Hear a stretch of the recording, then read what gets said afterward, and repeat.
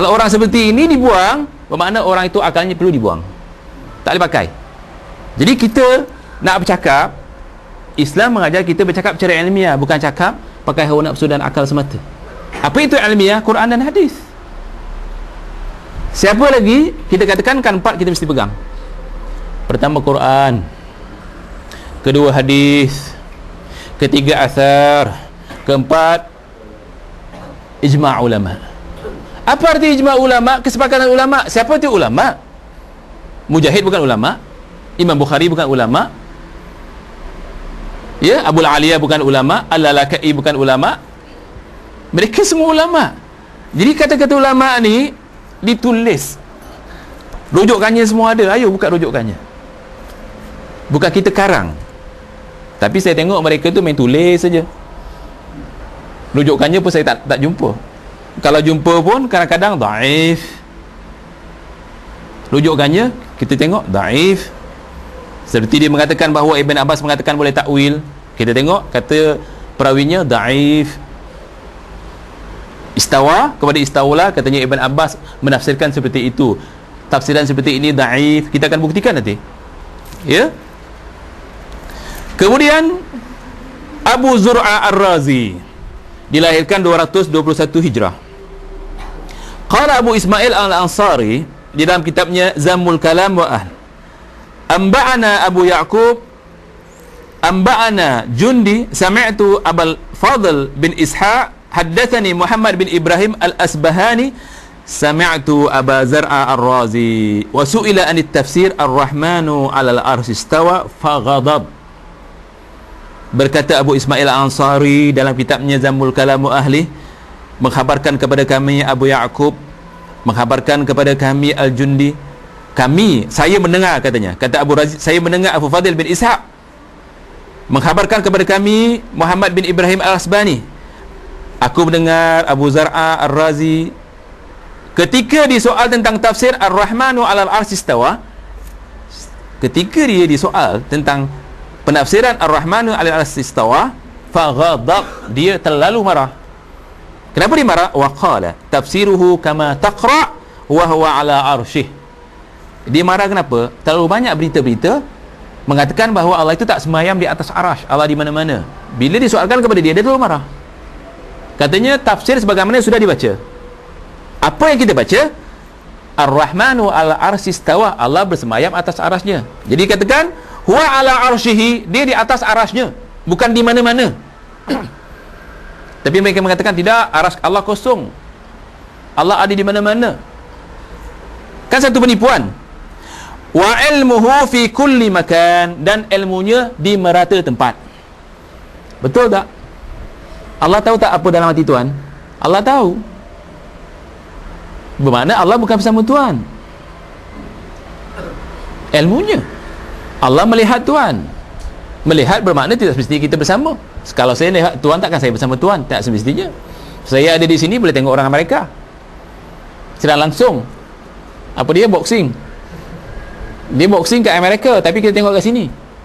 Kadang-kadang orang Amerika pun tak boleh tengok, kita boleh tengok kat sini secara langsung. Bola misalan, dia main kat mana? Kat Eropah, tapi kita tengok kat Singapura. Walaupun kita tak bersama, kita boleh tengok. Tapi jangan samakanlah penglihatan kita dengan penglihatan Allah. Nanti ada isu pula mengatakan Ustaz Rasul samakan dia dengan Allah. Tak boleh. Ini untuk faham saja. Allah melihat tapi tak sama seperti kita melihat. Laisa kamitslihi syai'un, lam yakun lahu kufuwan ahad. Jadi tidak sama penglihatan dia dengan kita. Man qala ghairu hada fa alaihi laknatullah. Tak takut ke?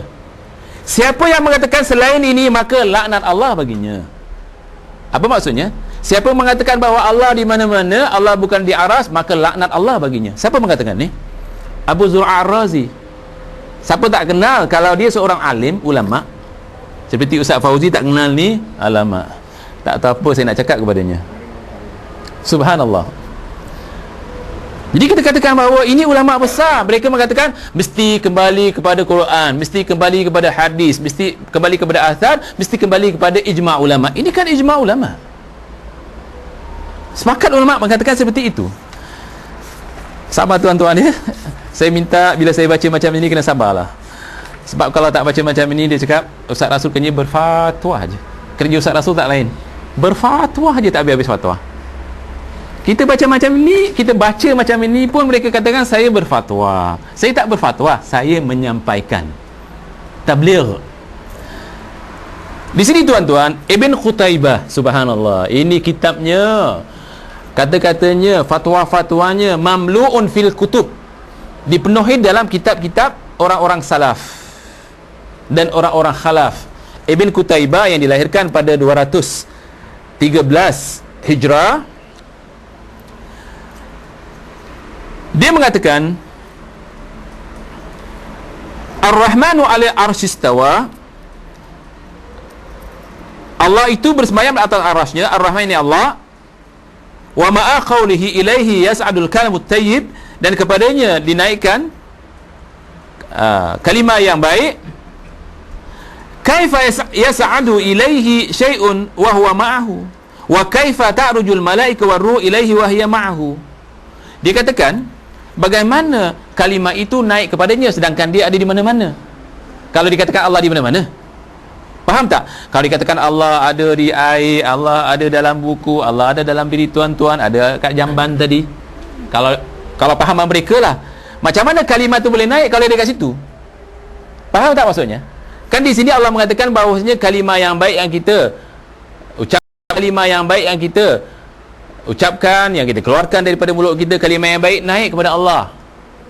Artinya Allah jadi saksi bahawa kalimah itu baik naik kepadanya. Naik ke mana? Kalau dia bersama kita, takkan dia nak naik. Kalimah naik tak sesuai. Ya? Begitu juga bagaimana malaikat naik ke sisinya. Artinya Allah Subhanahu Wa Taala menaikkan malaikat. Kalau dia ada di mana-mana, malaikat tak payah naik. Arti naik di atas. Jadi di sini kata Ibn Qutaibah, ini menunjukkan bahawa Allah di atas, yakni Allah di langit. Allah di mana? Di langit.